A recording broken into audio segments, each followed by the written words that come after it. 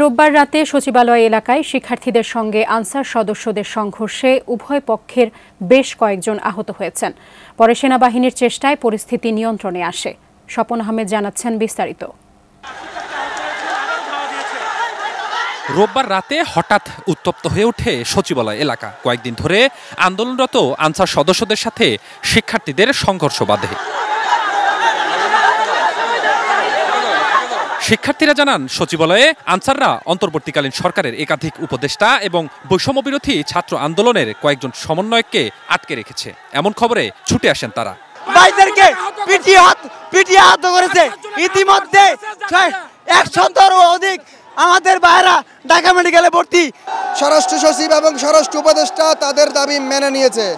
মেনে নেওয়ার পরেও তারা স্বরাষ্ট্র সচিব, স্বরাষ্ট্র উপদেষ্টা, আমাদের উপদেষ্টা নাহিদ, আমাদের শ্রদ্ধেয় স্যার আসিফ নজরুল স্যারকে তারা অবরুদ্ধ করে রেখেছে।